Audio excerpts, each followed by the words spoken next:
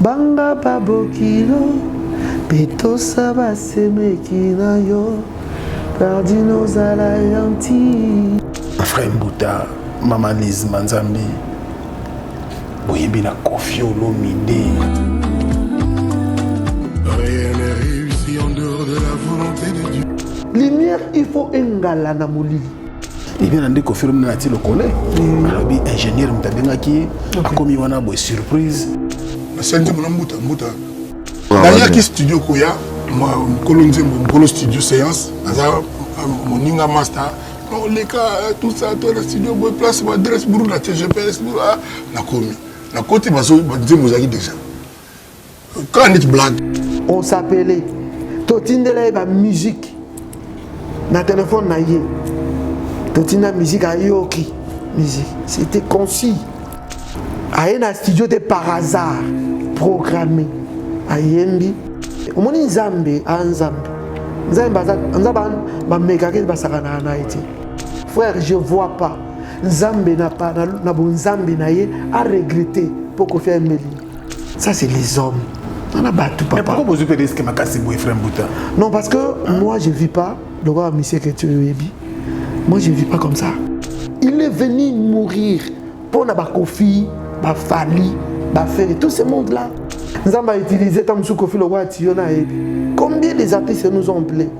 Tant que le monde de Koffi a bien été. Tant que nous avons utilisé un canal. Maïeleka papa, Maïeleka. Papa moi na kama Koffi oyo. Ceux habillons c'est mutembela nzambe bongo. Kaka congolais. Comme pas congolais n'est c'est les congolais. Balngarba bion c'est mbeli nzambe okite. Bien nga yembi. Parce que karaté bion ça a bon la moté. Et sur qui m'a Koffi yembi kuna avant de parler au Kabini. Abinzabe merci la musique de l'omsanga na tongo. Ah c'est quelle parole. Nazana bongo pour na yo. Tout ce que j'ai, tout ce que je suis, c'est Dieu. Et là, désolé, tout le monde a vidéo, ou bien c'est la vidéo mutakalate. On a la monnaie, il y a mutakala plein. Il y a 80 hypocrites dans la mission chrétien. Pour l'anga, c'est 20%. Ça, c'est bon. Ils ont en église, les lobas, pasteur et belé, empoisonnement. C'est des pasteurs. Non, pas si bon poison, on n'a pas pasteur. Ils sont fiers, ils ont dérangé. Non, ça dérange. Papa Nzambe dérangé, dérangé. Chrétien m'a bakou. Non, il va comprendre que Koffi, Azala sataniste, Azala mutaboui, Nzamba na poussane. Ça me fait du bien quand vous m'injuriez. Moi si mon sousou yokobala, zokomi sombeli liwa, aboboy. Akobebi selayo, banzela nyozo, ambe abenga yo.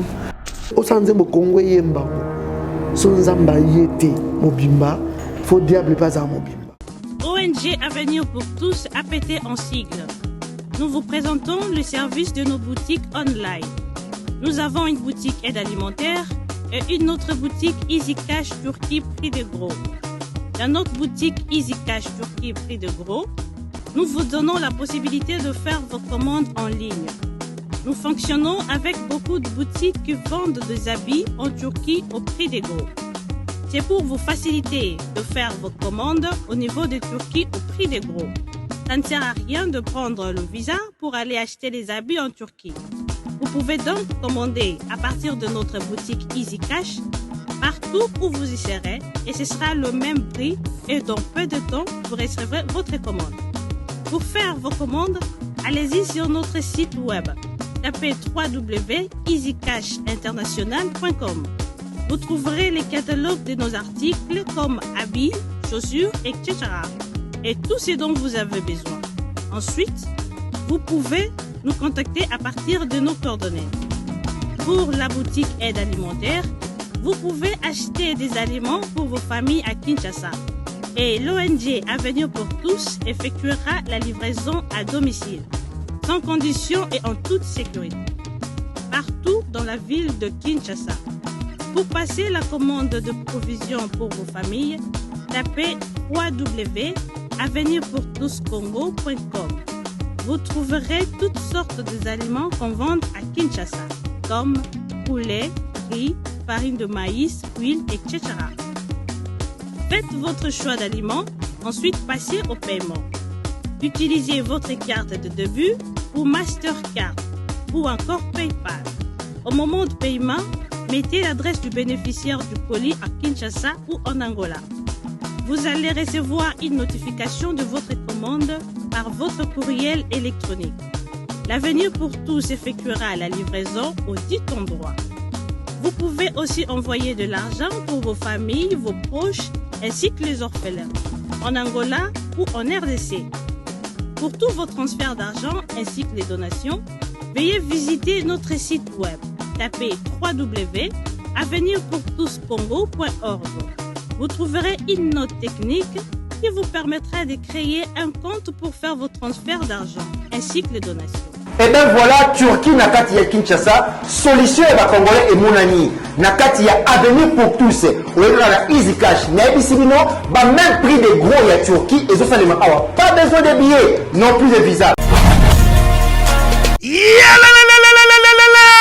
Après confinement, réouverture, Yanganda Taba, chez Djongade, Awa, Bokokuta, Biloko Nyonso Bolingaka ya Kotumba, lokola ntaba ya kitoko pe elengi, soso ya kotumba, ngulu ya kotumba, poaso ya kotumba. Esengali koyebake, chez Djongade, bafongolaka kobanda mokolo ya mardi, ti dimanche. Awa nde sika ambiance ezali kolala, adresse ezakaka se moko, chez Djongade, weekend, boza deja ya kosepela, chaque vendredi, bobanda kozwa Suzuki Luzubu, 4x4. Yende muta kosepelisa bino na ndenge ya kosakana te, oza kulia, oza komela, oza kopina. Pe chaque samedi, ekobanda kozala nde CNN, Alligator, na ba artiste mosusu. Bako banda kosepelisa bino na makinu ya defwa te na bakunga ya kosakana te. Et puis, chaque dimanche, sombele suka bisanga, ndebo kozwa les grands chanteurs. Emile alias de Mingongo, yende muta ko palola awa, boko sentir betue ba ou différence yena. Malolo. Oui frère, Babi Tchonga. Futur. Hein? Nous t'aurons la 50 boîtes. La Katakin, c'est Tchongaske. Soki olingo sala ba réservation, obengi na ba numéro oyo pe ba ko servir yo joli kitoko. Chez Djongade, yango nde moboko ya ambiance na kati ya Paris. C'est naturel, soit Bana Guine, Bana Dar es Salaam, Bana Poto, Bana Mokili Mobimba, Cité AC Moko, Afrique Info avec Franck Stemai, Yandankala, Twende. X-Bass, Marandura, Franck Stemai.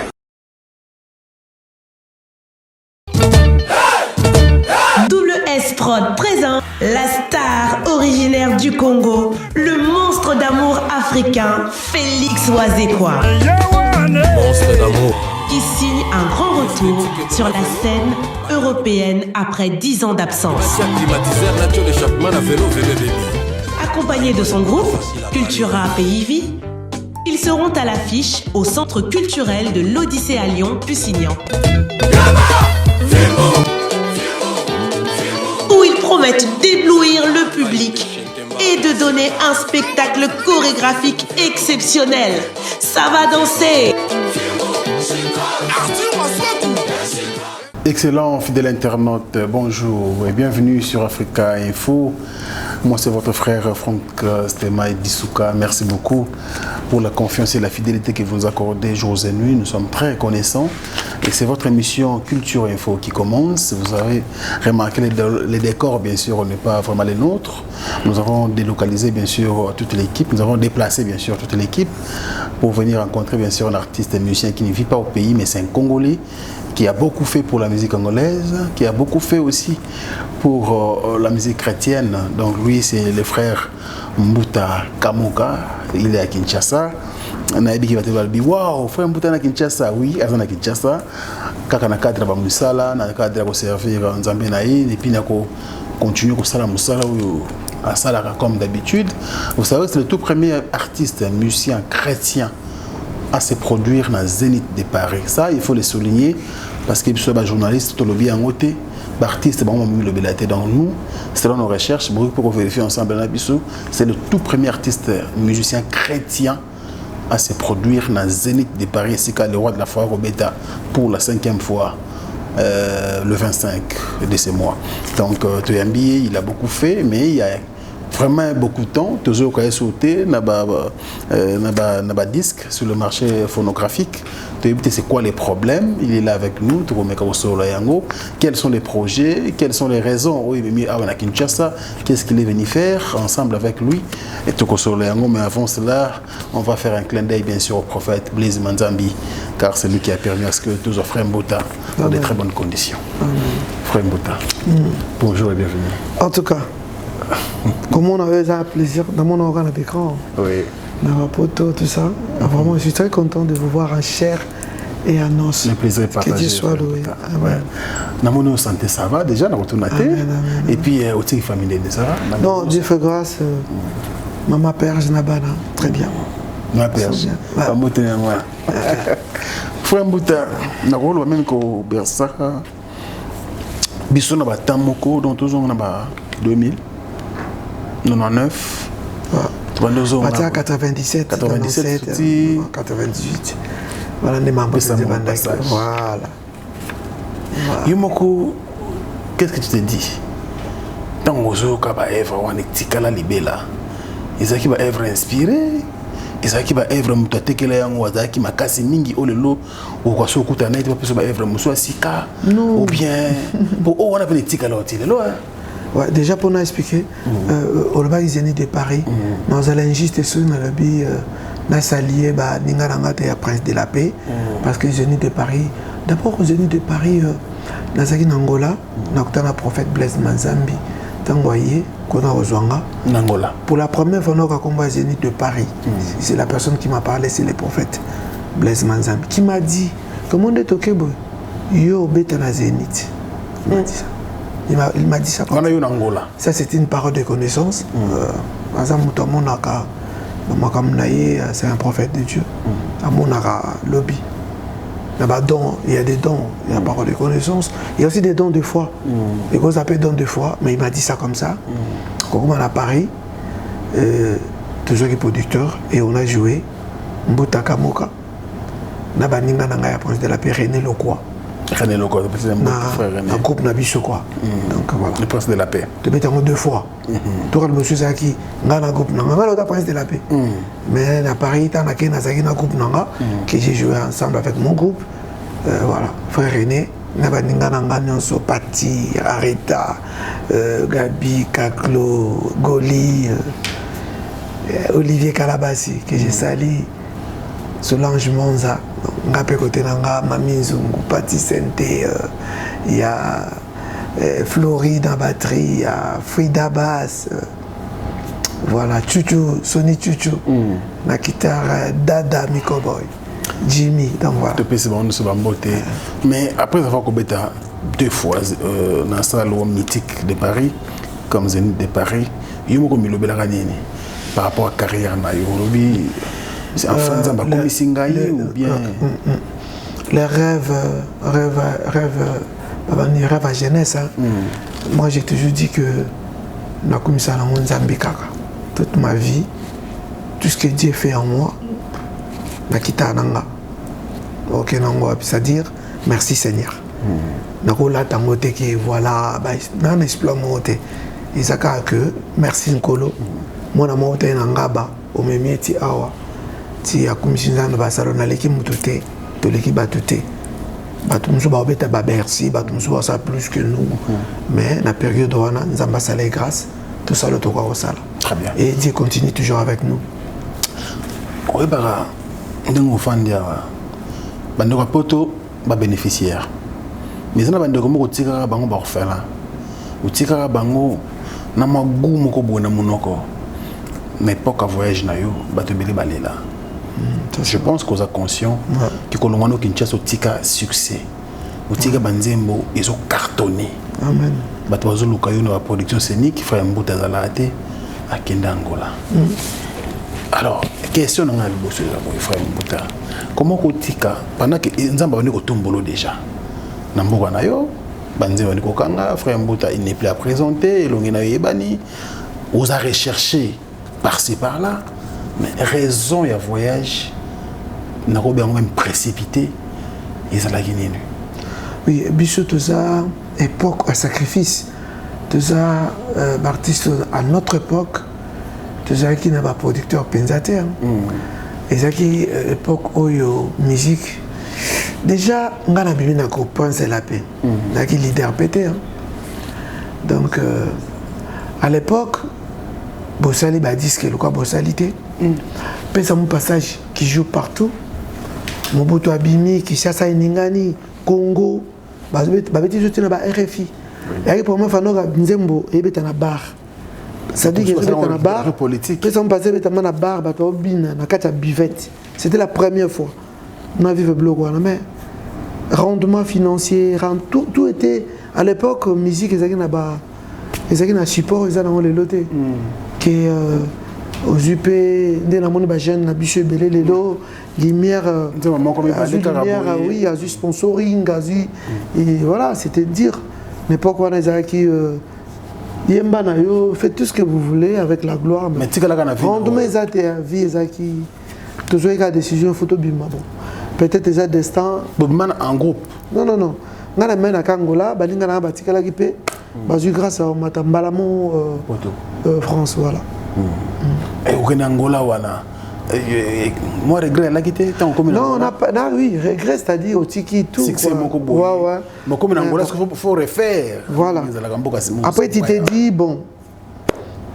À quoi ça sert à l'époque où on a 1000 bouilles? On a $1000 bouilles, déjà. Moi, j'ai un succès, tu as tout. Succès, on peut besoin de clip. Heureusement, Mumbai, que j'ai salué sa mémoire, que j'ai dit paix à son âme. Pour moi, l'artiste ne meurt pas. Donc, Mumbai, il est toujours présent, on a pas un freinaillé que je respecte. Tout ça, c'est un clip moko. Donc, on a l'ongwa qui cherche ça, on a un clip après son passage, on a bobé les yo, il y a un décollanga pro freiner le quoi. Point. Donc, on a déjà besoin de sommet, mais il n'y a pas de clip. Tu n'as même pas concert.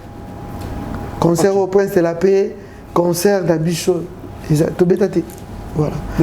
À l'époque, c'était comme ça, c'était pas Kanda, mais à la recherche de la vie. Recherche de la vie meilleure. Voilà. C'est ça.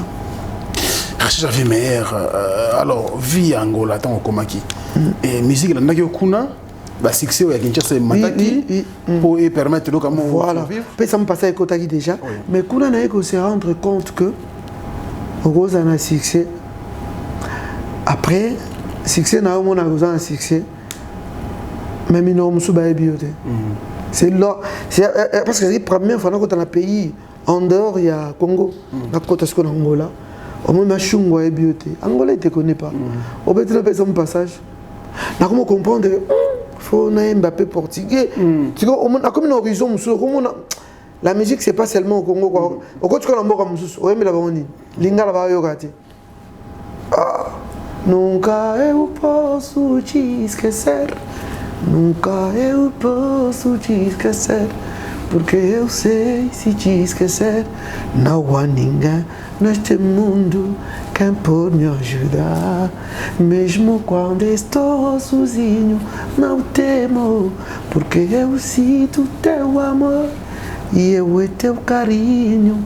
Donc, et comme portugais, donc je comprends que ça a succès dans ça. Mais bon, monsieur, c'est la réalité, monsieur. Voilà, au côté Gabon, succès dans le monde, il y a un français. Donc j'ai compris, et puis c'est une maturité, on a composé des musiques. Mais quand on a un album, donc on a un album, bon, on jouait souvent chez les Congolais. On est dans mon abisso, là, c'est toujours dans la communauté. Voilà, mais c'était chaud. Après, bon, vous continuez.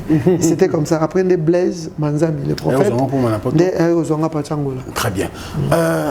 Quelque part, Blaise Boule est un musicien chrétien. Blaise Boule a été le 14 février, Saint-Valentin. Shiraboy Nabimae Mboula.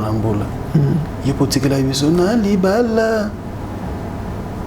un extrait, pardon. Ça me souvient. Banga babokilo, petosa basemekina yo, perdino zala yanti, kisi alibalae, botosie. Mwasi mosusu yokobala, zoko misombeli liwa, aboboi. Akobebisela yo, banzela nyonso, ambe abenga yo. Yokobanda koyamba makambo die, mikanda yo yo yo yo yo. Okokoma yungana, yokobanda kokonda. Amen. C'est ça en fait. J'aimerais un clip, hein. Il y a un clip, mais bah... Non, il y a un clip, bon, promotion... Première version. Il y a un clip. Mais promotion, il n'y a pas de promotion. Mais bien que promotion, c'était sur le plan clip. Mais je salis Emmanuel Songo, JC Songo. JC Songo. Bah, c'est la promotion Yamakasi. Sur le plan CD. Après, il y a l'onction, il y a le Saint-Esprit qui a fait son travail. Sans forcer quoi. Mais je salue le travail d'Emmanuel Songo, de JC Songo aussi. Ils ont bossé. Donc, nous sommes bons à la balle à Nyonso. Gloire à Dieu. Vraiment. Bon. Non, ça m'a fait beaucoup du bien. Beaucoup du bien, déjà, beaucoup du bien. Ça veut dire que nous sommes bons à combien de mariages Nabeta? Nabeta mariage avec ministre yaba. Nabeta bola moni fallait salanga. Et na tilelo nabeta akaba.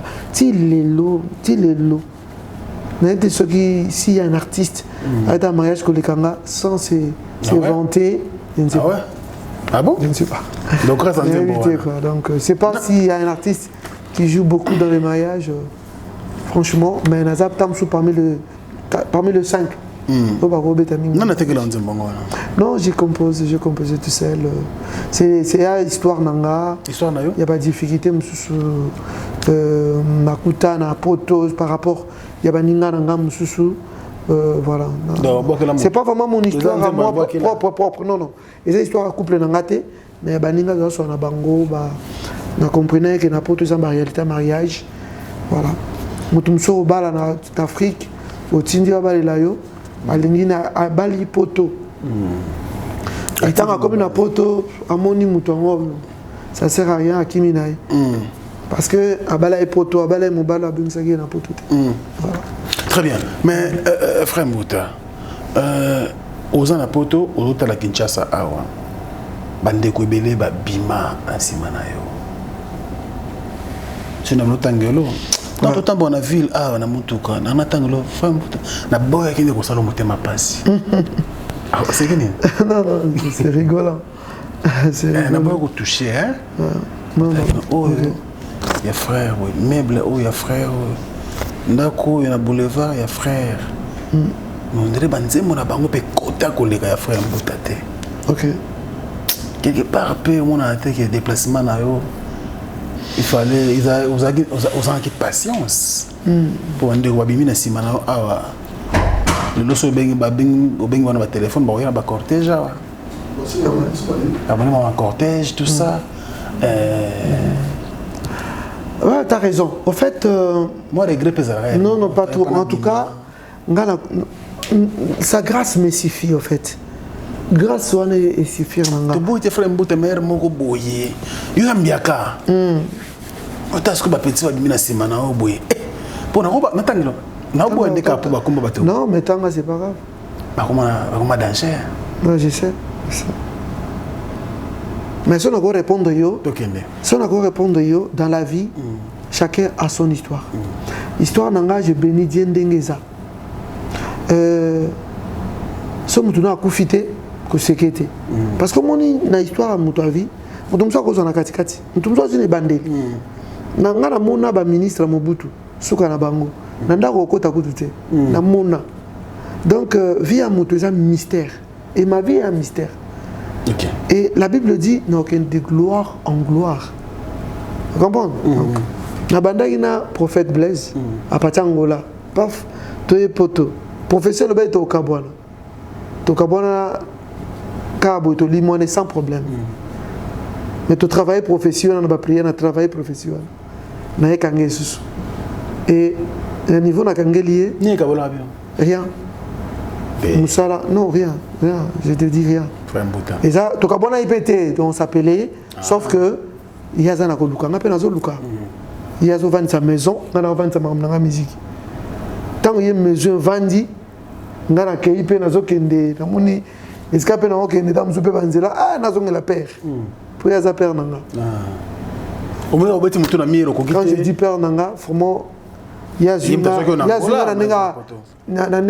gloire. Donc de l'Angola, la carrière, la zénith, la disque, comprends. Donc là, non, j'insiste pas. Donc est-ce que Bercy, tu vois, parce que c'est de gloire en gloire. Je vous dis vrai. Tout ça en préparation Bercy, prophète Blaise. Je crois l'année prochaine. Après Bercy, toujours qu'il y a là où Kofi va Arena. Et nous avons monté, tout ça, on a écurie Mobimba. Il y a des musiciens auto-travaillés dans Rema Production, dans Casa Rema. Nous avons un pasteur en collaboration. Il y a un festival, Toké Zénith, Toké Bercy. Il y a écurie, Isaac M, Esther, Maman Françoise, Sony. C'est toute une équipe, Olivier. Donc voilà. Donc pour répondre à la question, je te dis que... Non, c'est la réponse. Oui, non, vie nanga et que de gloire en gloire. La Bible me l'a dit. Nous sommes dans une élo, dans une douce, ça y est. Je sais que j'aurai plus que ça. Donc Nathan, donc comme Nathan Nzambé, c'est bon. Donc il y a un prophète de gloire en gloire, c'est bon. Moi, je ne m'inquiète pas. Pardon? So na kin héros mais comment pasteur parce que tout le monde chaque chanteur ou chanteur on a bien chanté l'Éternel et tout le monde a bango na go citer ba combo ça ne dérange pas tout le monde est pasteur Moïse Mbie tout album a le bossé Bimaki c'est fou pasteur Henri Papa Moulaja pasteur Mike Karambay pasteur Patrice Ngoyi Moussoko maman leur peut na monde déjà comme qui ne malembe pasteur Atoms na une liste est tellement moulai mais bango tourne toujours on a frère Patrice mais minga bien peine à simanayo. OK mais quand c'est un phénomène on encore pasteur après et c'est des appels to ça même loi va tenir sur terrain la parole de Dieu. Quand est-ce que les gens travaillent dans prophète Blaise Naza moko ya collaborateur Naza moko ya na enseignant na Kinshasa avant la longue Kinshasa to komi na poto to yembi mais mingi bato to zali na bango quand nous on chantait ça dépend muto bozana e ceux qui pasteur azomona ko tikala ka chantre okoza na appel ya mon appel wana te et je sais appelle na muto bozana e parce que il peut t'étouffer mais soit sentir que yo na grâce wana que tu peux prêcher il va t'aider dans sens wana nous on nous a pas aidé l'Europe que Osana appelle voilà j'ai pas trouvé des moutons à pousse à yo côté d'habitude ils sont méchants mais bon bah ça mon emboutte à l'artiste qui va chanter point mais différemment le prophète Blaise lui côté déjà mais je sais que moi j'ai prêché déjà et mon père spirituel s'appelle Tambulukoki c'est pas n'importe qui on a une grande école et moi j'ai prêché déjà avant tout le monde au Bakombo. Moi j'ai prêché déjà. Tout ce monde là au Bakombo. Moi j'ai prêché déjà na Céline na ngaba fesh ngana bandango. Bana fesh batala ngaba ebi. Donc je suis un pasteur déjà. Après la musique a pris le devant et viendra son temps. Là c'est bon, là j'ai kalaté na so bandango parce que zéro na banda na rappelé avant tout ce monde au Bakombo. Il y a ma collègue nanga que j'aime bien.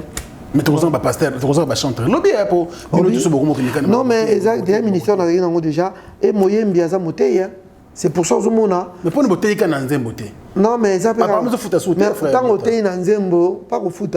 Tant que tu es un zembo, bon zembo, sobi. Zamba zali mo konzi bon. Ça va, tout le monde a beau. Zamba zamo konzi. C'est la même chose. On prêche à chanter, tu peux prêcher sans chanter. Maintenant, on a comme l'impression. Exactement, moi c'est un monopole à côté à Kangiango, Kapona Bango, non. Et bateau Bassal Bassal, mais bu le bibo. Si Kabon Bassal, si on va continuer.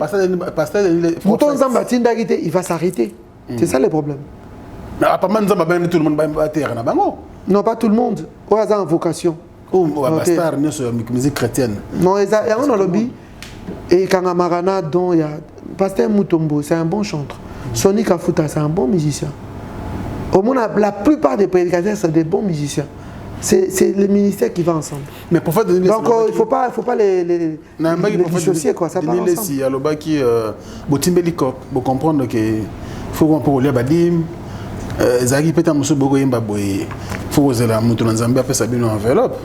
Mais si vous comprenez l'enveloppe, on a tout mis sur la biso moko, tout c'est la super mon amour à moto monsieur, tu beaucoup nous se créer mon système. Mais sur la nika émission pour faire des nids. À un moment donné, pas expliquer bien. Alors, c'est des prédicateurs, ça Moussala, donc voilà. Moi, je l'aime beaucoup. C'est un... Oui. Pour moi, mais quelque part, mon réflexion ne pose à ma bête. Je ne suis pas comme ça, dans sens. Bon, je dis simplement que réflexion dans le sens où, quand il y a des vrais, il y a aussi des faux. Les choses en myopie, on a contrôlé, celle Dieu connaît. Il y a un indice Bible, verset biblique dans le lobby que c'est qu'à bombarder. Son âme la qui bango. On va continuer. Si c'est pas moi, ils vont s'arrêter. Non, rappelez le musique chrétienne. À part frère Thomas Lokofe, on a autre côté ngete. Non, c'est nga penza, j'ai un problème mutute. J'aime tout le monde. Pire bon, Thomas a beaucoup de musiciens.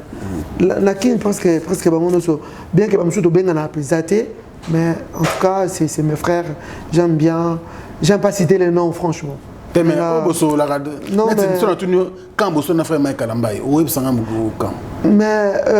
sincèrement, il y a un le que toi pire parce que tu sololité. Peut-être que non, toi pire dans tout le bani.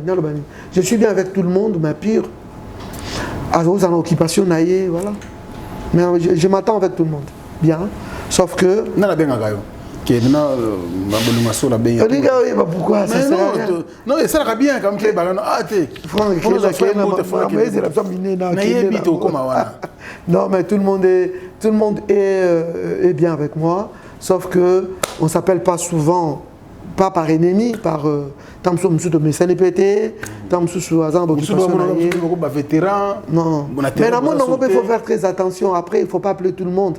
Parce que les monde est bombi, hypocrisie. Moi, j'appelle, oui, bombi, un monde, il faut y battre. Tu appelles qui? Parce que Robin a un mouton pour ça au côté. Alors, il va sur téléphone. Surtout, il y a qui a maladie. Il y a pototé. Les artistes à poto bengi au téléphone. Alors, il faut c'est normal, moi, je m'en fous des succès. Moi, mon problème, c'est quoi? Je fais mon carrière, je suis bien dans Zambé, je suis likoloté, je suis cité, je suis mbuta kamoka, appelé de Dieu, je suis là au milieu. Bon pour moi. Papa, so comment vit, bah succès, bah tout. Oui, c'est ça, bah Julien, je suis Zambé, je suis penda kuyo ebité. Comme ça, Zambé na période na bango. Moi, j'ai connu succès. Parce qu'on a un succès, je me dis, na bomba na kacha yesuara. Ah mais bangandenge ya lingi. Vous comprenez? Ga succès intimidant, j'ai connu là, na ebi succès c'est quoi? Biso ça banzembo yo. Moi je comprends pas se vanter, banzembo etika là na temps quoi, tu vois. Ça mon passage tim que le kufa. On parlera de ce que l'esprit a fait à moi. Libala borobe tango tim na ozamu kilote. Borobe ta libala boroyo kango.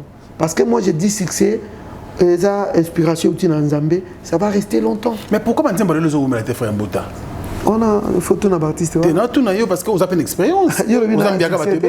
Il y a l'action que. Je suis. On m'a dit, tout ça, na Congo, en Afrique en fait. On a artiste, na hit parade. On a la télévision, on se compare à Taboulay. Tu comprends? Ils ont manque à culture, il y a musique. Manque à culture, il y a connaissance, tu vois. Musicien, il y a mystère. Papa Nzembo, il y a mystère. Osanzembo Congo yembango. Son Zamba yete mobimba. Faut diable pas à mobimba. Omoni. Osanzembo baimba yo yebi. Nzembo baimba na Congo. Faut Nzamba kita mobimba. Ça dit que Moutou a aussi là, c'est-à-dire, quand tu te compares à ta boulot, vous savez que la musique est aussi bétolilo, tu es capable de batata wana. Mais il y a ma musique qui est tellement hypocrite, tu as vu ce bruité. Bakofinga Kofi, bakofinga tout le monde là, tous ces musiciens là, mais na cuisine interne. Bayokaka d'une manière à cultiver leurs oreilles. Mais ils ne te diront pas. Ils sont tellement dans le monde, moi, hypocrisie, ils ont un niveau, au moi. Moi, je ne suis pas comme ça. Dans le monde, on a été hypocrite. Il y a le quoi. Direct. Non, moi, je ne vis pas dans le monde, on a été. Dans le monde, on a vécu parce que moi, je suis vrai. Païen, chrétien, je suis bien. Parce que papa Moutoumtoua Rosungwa est bien zambété. Ma salut likamo o ndekono chrétien. Yozo moi en église lelo ba pasteur rebelle, ba ju ba empoisonnement, c'est des pasteurs. Na pesi ba poison on a ka ba pasteur. Ah ouais. Ozomona. Ouais. Moutoaza bien zambé, c'est pas moutoaza bien zambé. Moutouté. Ah ouais. Chrétien ils a comboté, frère tel, pour ya yemba to pater don. Chrétien ça mon thème. C'est à l'intérieur. C'est le fruit. Vous comprenez? Papa n'a pas fait ça. Mbuta, oh ailleurs bête le porte au yokai. Oh ailleurs bête le miro kate. De soir mon ma beno franc. Alors tout noté, mon entier fait banane ma bewana. Asa yoté. Très bien. Tu as évolué bien. Différence de la carrière musicale. Napoto, n'a que ça sur place à Kinshasa. Exemple pour Nayomoko frère Mbuta parce que vous allez témoin aux hommes toujours vivre expérience ou analélo. Différence comme ça entre les deux continents. Reste là où Dieu t'a appelé. Reste là. Tant que poto, on a première fois dans mon groupe avec ta musique religieuse, na break, na intro, ils apprennent de la paix. Prince de la paix on a la zalagité parce que René c'est quelqu'un qui aime le travail qui pour les répétitions et l'homme. Alors on a répétition de tellement Aïbi musique on a botama nango. Dans la télévision moi je jouais pas Prince de la paix. On a la à côté en fait là on a comme une côté. Dans mon musique pinzé donc t'as pas comme poto même musique on a na poto et les jeunes de là ont imité. Bah entendez Olivier Calabas à beta basse. Nenge Kaklo beta la batterie. Comment René chanter arrête t'entends ça bah ninga na nyonso. Bah Patti Sente bah Frida. Culture on a maintenant et c'est ben cimetière à musique. Bah on a biso kuna ba ko yekola. Les leçons que na poto wa. Au moni ba na de ba beta guitare solo. Hein? Au moni moi na zobete là, au kasa moi na botem na kisasa. On dit maté quoi. Donc ba manasser, parti c'est basé belé sur na teng ba combat. Basé belé ba bazo yenga donc voir parce que nous tous ça l'ambassadeur pour Christ. Ça dans la poto cimetière non, nous on est parti les lots bah ozomona ba jeune à poto mso ba bimba beta musique ils ont percé le monde entier bah Makoma bah moi quand en Bruxelles j'aime bien Malé là il s'appelle comment j'ai oublié na Bruxelles Moninga Abali Moninga ça c'est bah symbiosement terrible c'est pas seulement bah musique on a ils ont traversé bah continent quoi et ça va rumbo te soukaka na Congo tu vois na ce qui rumba tellement non mais ce qui est une question parce que tu vois le frère Mbuta c'est bien avant la poto déjà mais et loko mo ça ba tube etikala mais n'est pas comment na poto akobetela biso loko mo te bo etikala peine ti ba pesa mon partage etikala ka. Maintenant la musique qui na mambebele hein biloko tabeta don't forget na ça on a poto te lelo banze mo nga saki na kini tana kini na yake na église na beta ka banze mo nga na poto na banze mo na sena kini o ba na mba mingi kifuji kinzambi ke na boulot na mba c'est bon les mariages et banda ki katine ezara kita na mba kawana bobele yonze ba prof René bien que na côté na nani azali na kembolo kola yo na mba pango mais c'est pas ma chanson c'est mon professeur. Moi, la voiture tout à l'heure. Après, banze bozo kana na selon kala parce que ben cimetière. Viens me libérer. C'est l'Europe, j'ai fait là-bas, pas ici. Et musique, tu l'as ou tu l'as pas, c'est un don. So za nango partout beta ekende. Et on appelle par exemple bana so bana poto. Ba mona kutu kisasa te. Mais ba ça ba ti bozo traverser monde. Ba makoma ba c'est musique na poto. Oui. A disque mon ya frère Carlito, c'est na poto. Mami Zunga ça ba blom sous na poto, ils appellent bien awa. On dit donc tu l'as ou tu l'as pas. Et reste là où Dieu t'a mis. Na mona partie c'est monsieur na kisasa. Abuja na etaki na succès. Mais yo kana ne pe souté. Bon na lobité ka silité pour na mission silate. Mais Azane souffrir grave. Pourquoi? Qui ça me défoule là? Ça abonné Babimi. À part aussi Babimi. C'est pas qui ça me défoule là. C'est le Saint-Esprit. Partout aux a. Sosa connecté Nathan Wanzambe. Mais frère Mbouta, à un moment donné, frère Mbouta, on dirait, ça doit être Bakio. Tant que frère Mbouta, on dirait, on s'est connecté dans Saint-Esprit. Mais, nous avons des futurs mots, nous avons des mais il y a souka awande lobisi batu. Amen. Oh ouais. Frère Mbouta, Maman Lise Manzambi, Boyembi na Kofi Olomide.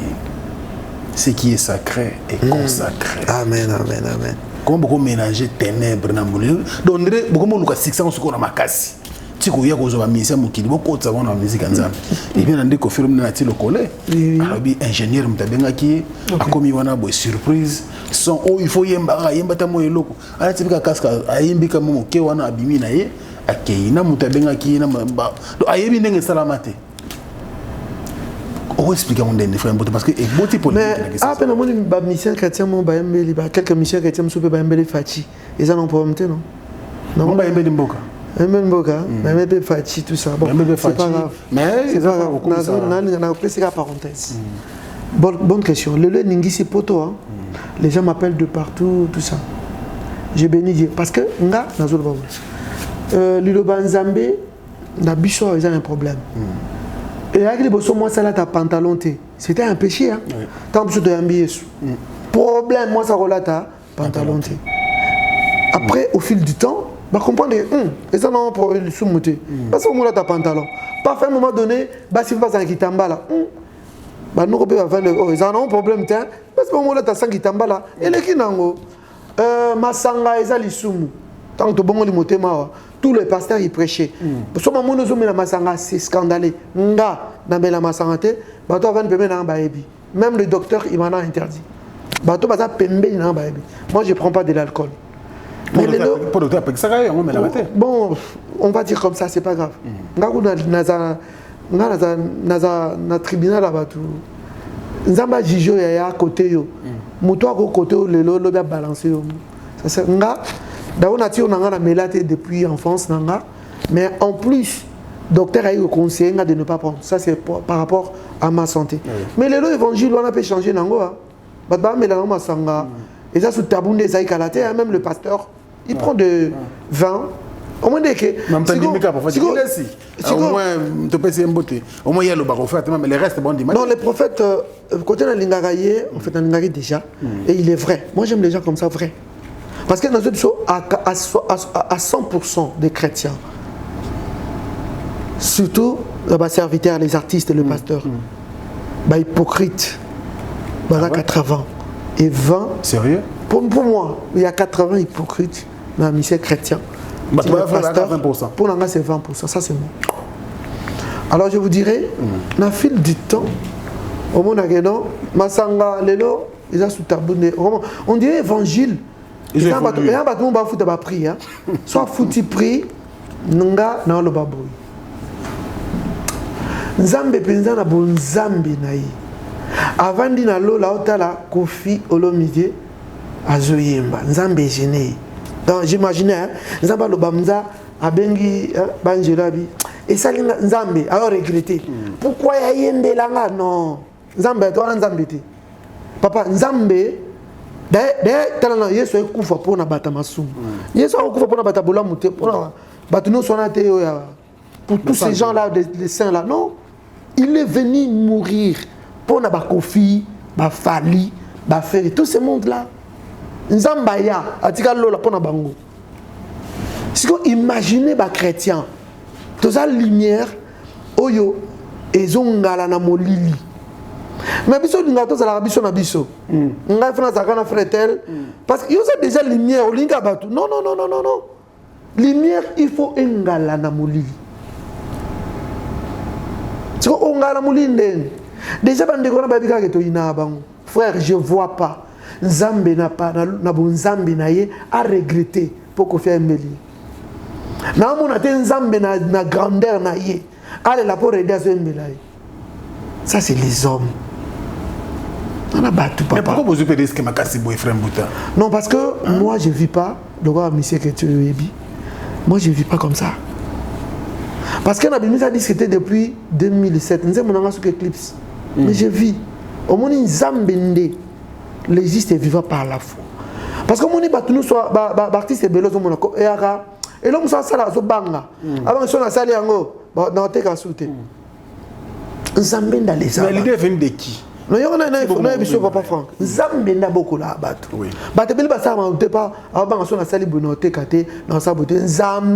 Côté quand nzambe mtasima na motema lingaye nzambe papa so nzambe baba kabela yo nzambe mto simba mutu wana yote ngana vanda penza boye na ndaku to sala prophète Blaise beaucoup de temps to mona na ati na vandi na kinaka yo moko bo je te dis kayo a souffrance ngam vraiment na binisa mukili ngam na sa musalo na ke prière na sala comme ça na olela nzambe za wapi na moi na ndoto nanga prophète nanga monena bien que mutu nanga ami nanga mais na moi na ndoto na so na prophète Blaise.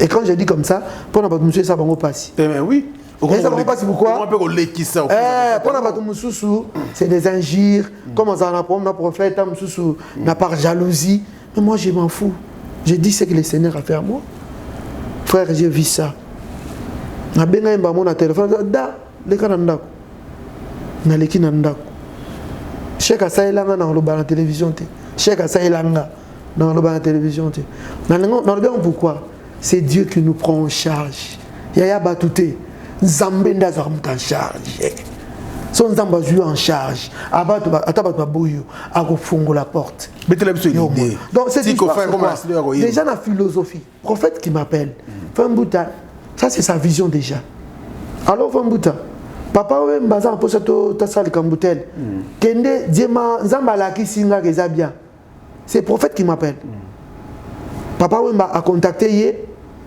aye a benginga da kende na boyi na kima a benga so souda l'esprit de Dieu me convainc na beaucoup papa to beaucoup kanga OK na bondeli pe na okikimia na ke to mbila papa mba bongola motema déjà en fait entre guillemets après prison tout ça il parlait de Christ toyembi mais ça là le problème la poto kaka problème après mikolele ki kaka c'est bon moi extrait kola molimo na yo les internet on ça recherche au extrait après yondembi si bakangaki ele mo bongo papa mba bongo le moto tout pas via zongi na bango koto baya mais tant que tu es papa mbawana prophète Blaise bakendana pasteur Francis Lola Nicolas Mayuma côté yaye tout ça azwana l'église tout ça papa c'est ka baboma qui est akomo ko l'église musu papa ça musu ba luka ba profina bango tout ça bon ba musu ko sanga papa mbazongela mokili ba sanga bongo mais conséquence ka ya ko ya papa mbara mikolo wana ndeka to yemba wana combien de bateaux la mitema.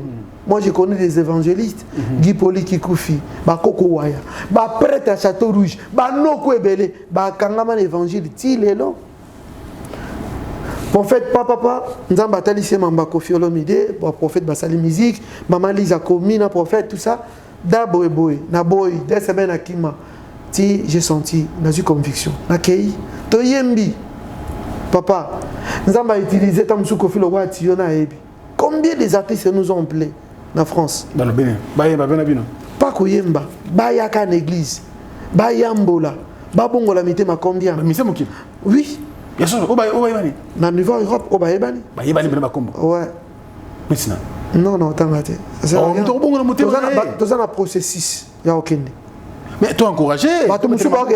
Mais dans ce cas, tu as un processus déjà. Non, tu as un côté. Pour vous dire quoi? Tant que tu es monde de Kokofia et Binete. Tant que nous avons utilisé un canal, maillez les cas, papa, maillez les cas. Mais les lots, tout le monde ne sont pas d'accord. Dans le bazar, Bobatapoto, Bano Penza Bano Penza Colline Europe, Obabinza Partie Europe, tout ça, va créer un problème. Bon, on va aller dans mon Makamba. Papa, mon Makamba Kofi, Oyo. Ceux habillons, c'est Moutembele, Nzambe Bongo. Car les Congolais, comme pas Congolais, n'est c'est les Congolais. Balangala ba Beyoncé Mélinzé Bokité. Ouais. Ya Karaté bien nga yembi parce que karaté bien ça a bon la moté. Karaté ceux qui ba artiste oyo bineti oyo ba international. Ata ba mettre Gim Samson lelo oyo yebi wana mindele ou bien tout le artiste ni Patrick Briel n'attend comme je ne sais pas. Ceux qui bangonde ba embaki. On a mon Congolais on a ça un problème tu. Ouais. Mais Congolais ça un problème pour sa frère na bango. Congolais ça là, na l'église mon à Paris. Na Kotiboye, ba singa bi église lelo, ba singa bi fambuta l'église ça benebeta ate. Pour la musique ezaka silo. On comprend pourquoi musique ba congolais eza seben. Même muto aza abotami na Guadeloupe. Musique na bango za zouk. Na nzambe même ba zouk. Ah boya zouk na bango ta. Tu vois? Ça c'est quoi? Alors en fait pour la Kofi c'est comme ça. Pour la lelo comme on a appelé autour un téléphone, j'aime dit tant que moi et bien été. Tant la une interview à Nati, j'ai compris que Aza canal on colai. Mais vie naïe. Mais ce qu'on non, en fait, ce que Kofi a dit, c'est quoi? Moi je vous dirais ceci, beaucoup de respect na Ikonwana, beaucoup de respect. Mais seulement à yena studio parce que dans la monnaie na studio biso sabanzembo déjà y parce que à collaborer bien à Prophète Blaise. Ils arrivent à programmer. À collaborer bien à Prophète Blaise. À une côté la personne en studio. Avant d'aller jouer dans moi à 5 heures du temps. Na grand frère Moussou Djanana. Je te dis, je prends Dieu à témoin. Na parlé de Congrès à Paris. Ça la 5 heures du temps. Il nous écoute chanter. Comme Bakopé l'a bien, dans le Prophète Blaise, il parlait. On était là. Tu démarrer Moutouka, on a voiture à Prophète, tu avec la Champs-Élysées dans la boutique. Son Babilamba, il y a un prophète. Vous comprenez? Babenga na prophète, bon le canal studio, prophète n'a qui inspiré, tu travailles Nzemboana. On s'appelait, tu tindela ba musique. Na téléphone na yé. Tu tindela musique à yoki. Musique. C'était concis. Vous comprenez? À un studio de par hasard programmé à Yembi. Et je comprends aujourd'hui que au moins Nzambe à Nzambe. Nzambe ba mekake ba sakana na été. Et sur qui m'a beaucoup fait Yembi kuna avant de parler au Kabini. Abi Nzambe merci la musique de l'omsanga na tongo. Ah c'est quelle parole. Nazana bomo bepo na yo. Papa, ce que Nzambe na lola Nzambe. Ah, non, c'est un peu de temps. Je suis bango souté. Ah, ils sont en Oyemba, mais qui me voit moi? À la pépinière de Dieu. Hein, tout ça. Avec tout ce que j'ai, c'est de Dieu. Ah, papa. T'es au monde, nous avons une mission naïe, qu'on a âme. Nous avons une capacité.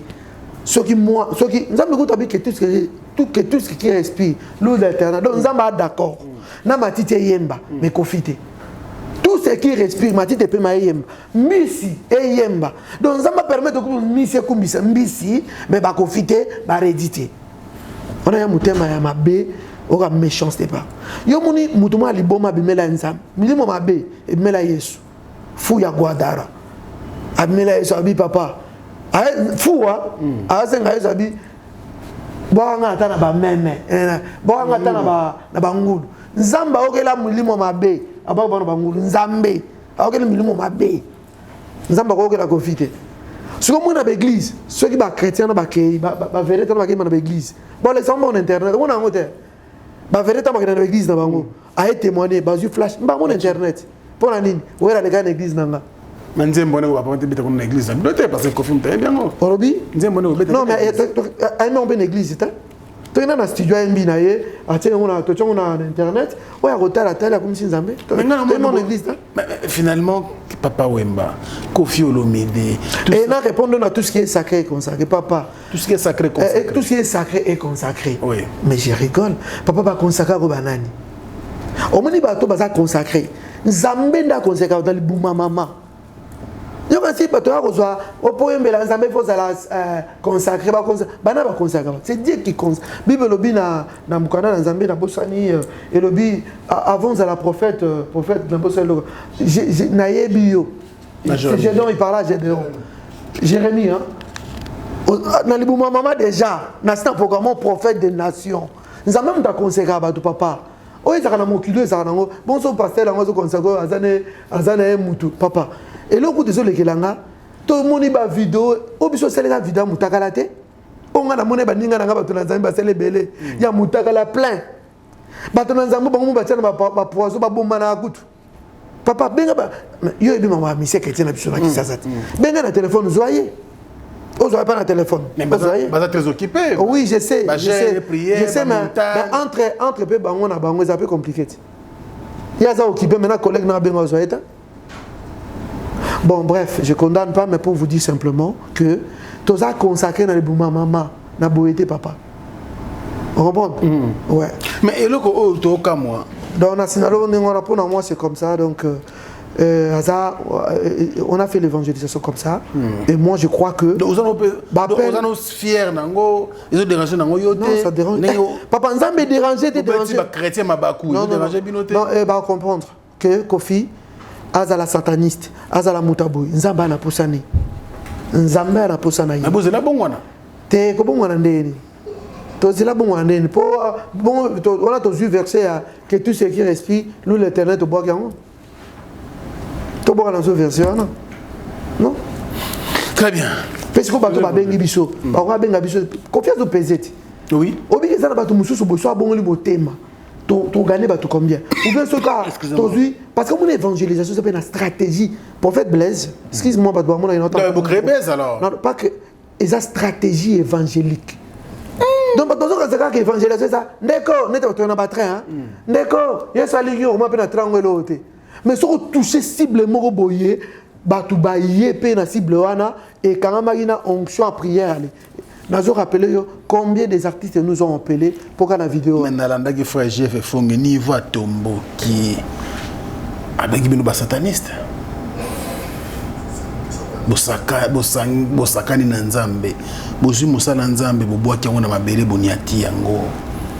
Et monani ba fruit ba misala na bino monani bolakse ko na mposa nzamba exposer bino. OK. Frère Jeff Fongue na PC Mbote. Très mécontent, ATI pendant sur. Et comme on a déjà prié pendant une semaine. Ok. Bon, on a le Yesu, on a le réponse à Kofi, on a peu sûr que toujours l'appel est belé. Nous, c'est les résultats. Hein? Beaucoup d'appels. Et cette semaine, le ballon péké, toujours préparé Bercy, Kalaté. Tout qui est de gloire, toujours préparé Arena Wana. Le vélo qui est album n'a marché. Et ils ont en préparation Kalaté Zoya. N'a pas eu acoustique na sali maison Rema Casa Rema et Zoya Kalaté papa Franck je compte pour yo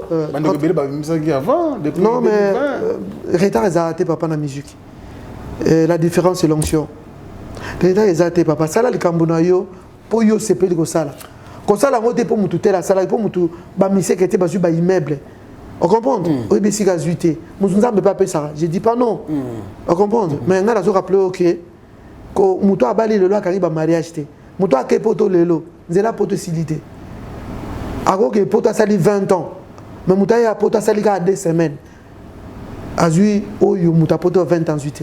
Très bien. Toi qui ne m'embango poto ke pena ochité titre album mes années ozo préparer ça. En tout cas je crois et ça changement de fréquence. Mais dans d'autres là. Changement de fréquence. Ah bon? Mais en tout cas, dans qui collabore bien, dans travailler, dans nos campagnes Zambé, tous les titres là. C'est que tout le monde n'a dit qu'on a pas mis ça mon kilo. C'est un colaché dans mon thème oui. C'est un colaché, papa. Au moins les gens prophète mon connaît Miché, tout ce qui parlait, nous ça ça le baba boy. Mais ça qui n'a pas conséquence makasi.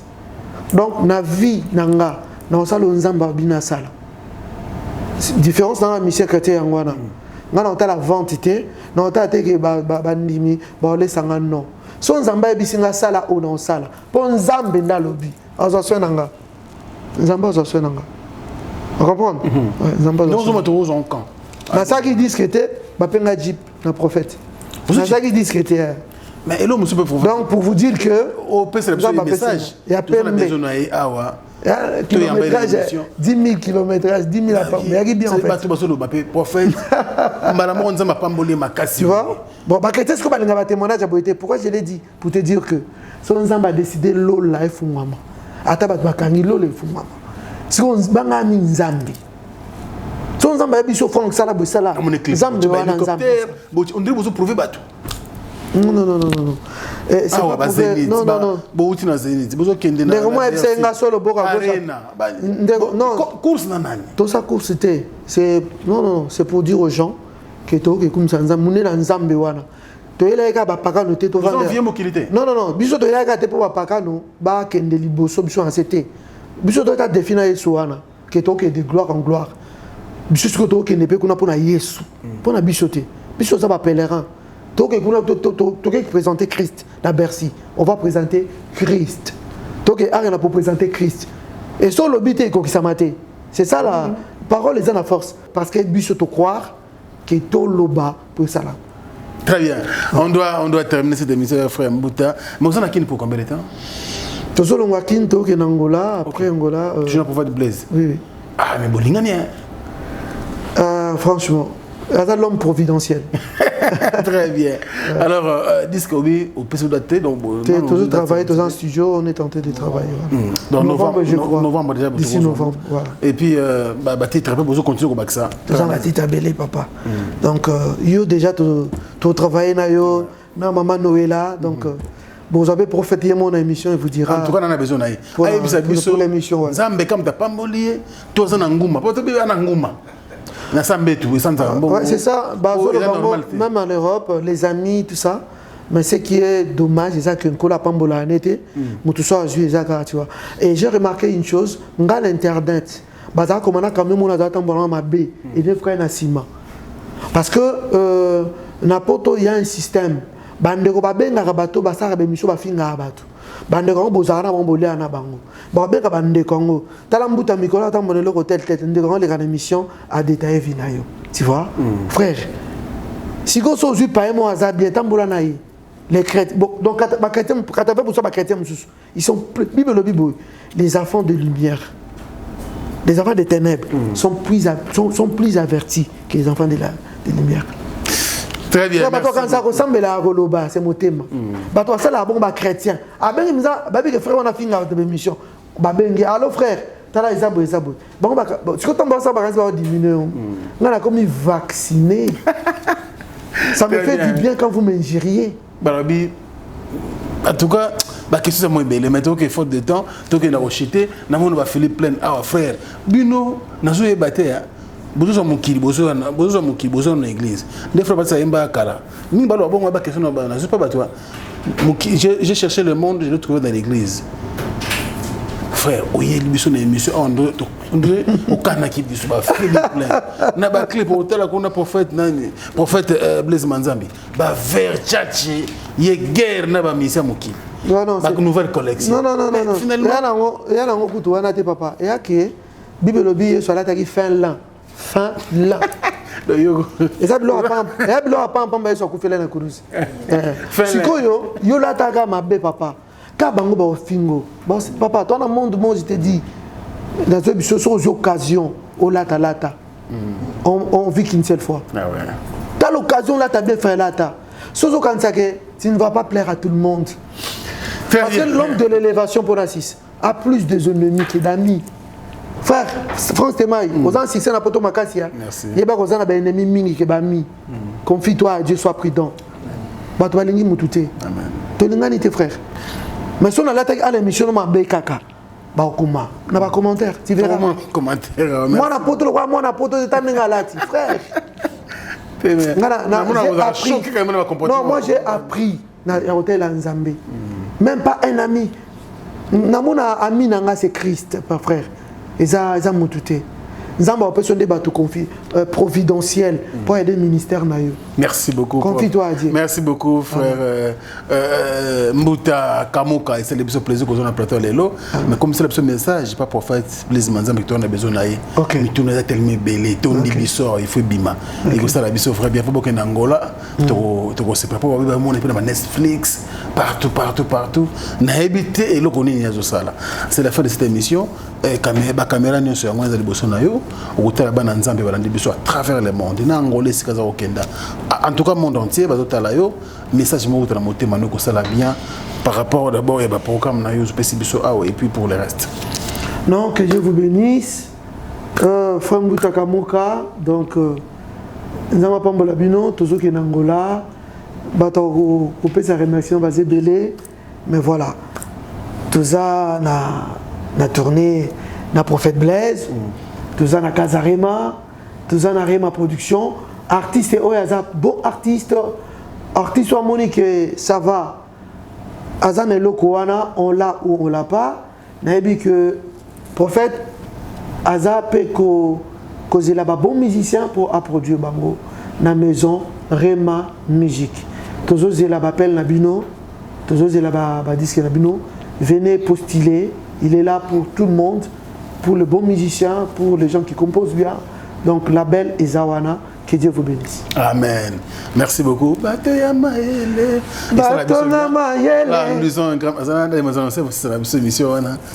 Merci beaucoup à tout le monde. En tout cas, vous avez belé pour attendre Nabino.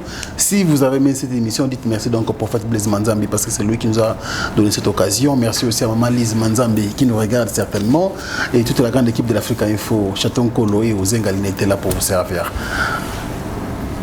Merci beaucoup. Bien. Batona mayele, bapesa ki posi na bango. Walo, malasi bomengo, bamemela kio. Que Dieu vous bénisse. Amen. Au revoir. Après confinement, réouverture, Yanganda Taba, chez Djongade, Awa, Bokokuta, Biloko Nyonso Bolingaka ya Kotumba, lokola ntaba ya kitoko pe elengi, soso ya kotumba, ngulu ya kotumba, poaso ya kotumba, esengali koyebake, chez Djongade, bafongolaka kobanda mokolo ya mardi, ti dimanche, awa nde sika ambiance ezali kolala, adresse ezaka se moko, chez Djongade, weekend, boza deja ya kosepela, chaque vendredi, bobanda kozwa Suzuki Luzubu, 4x4, yende muta kosepelisa bino na ndenge ya kosakana te, oza kulia, oza komela, oza kopina. Pe chaque samedi, ekobanda kozala nde CNN, Alligator, na ba artiste mosusu, bakobanda kosepelisa bino na makinu ya defuate na bakunga ya kosakana te. Et puis, chaque dimanche, sombele suka bisanga, nde bokozwa les grands chanteurs, Emile alias de Mingongo, yende muta ko palola awa, boko sentir betue ba ou différence yena. Malolo. Oui frère, Babi Djonga. Futur. Hein? Nous te recevons la 50 boîtes. La Katakine, c'est Djongaske. Soki olingo sala ba réservation obengi na ba numéro oyo pe bako servir yo joli kitoko chez Djongade yango nde moboko ya ambiance na kati ya Paris c'est naturel soit bana Guinée, bana Dar es Salaam, bana Poto, bana Mokili Mobimba, site FM Moko, Afrique Info avec Franck Stemai, Yandankala, twende. Social